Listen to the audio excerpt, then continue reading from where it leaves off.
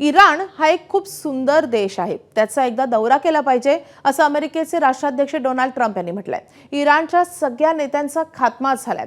ते खूप वाईट लोक होते, त्यांनी 42,000 आंदोलकांना मारून टाकलं असं देखील डोनाल्ड ट्रम्प यांनी म्हटलंय.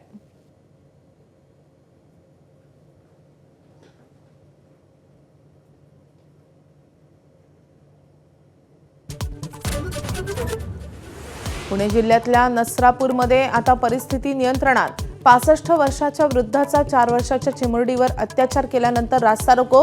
15 दिवसात आरोपपत्र दाखल करू, पोलिसांचं आश्वासन.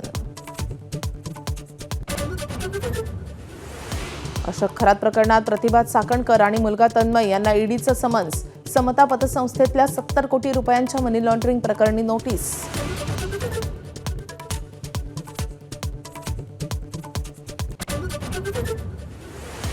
TCS प्रकरणातील फरार आरोपी निदा खानच्या जामीन अर्जावर आज सुनावणी.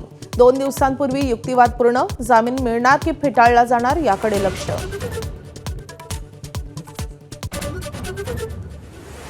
नंदुरबारच्या नवापूरमध्ये बर्ड फ्लूचा उद्रेक. 1,40,000 कोंबड्या नष्ट करण्यास सुरुवात. लाखो अंडीही नष्ट करणार.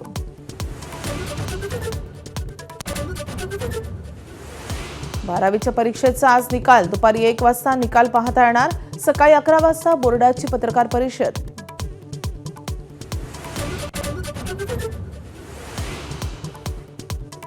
पश्चिम बंगालच्या 15 मतदान केंद्रांवर आज फेर मतदान. मतमोजणी टेबलावर केंद्रीय कर्मचाऱ्यांची निवडणूक आयोगानं केलेल्या सक्तीला तृणमूल काँग्रेसचं सुप्रीम कोर्टात आव्हान. राष्ट्राध्यक्ष डोनाल्ड ट्रम्प यांनी फेटाळला इराणचा चर्चेचा नवा प्रस्ताव. इराणच्या नेतृत्वातच ताळमेळ नसल्याची टीका, तर इराणच्या नेत्यांसोबत फोनवर चर्चा सुरू असल्याची ट्रम्प यांची माहिती. दिल्ली कॅपिटल्सचा राजस्थान रॉयल्सवर 7 विकेट्सनं विजय. राजस्थानच्या 225 धावांचा दिल्लीकडून यशस्वी पाठलाग. पथुम निसंका, KL राहुलची तडाखेबंद खेळी.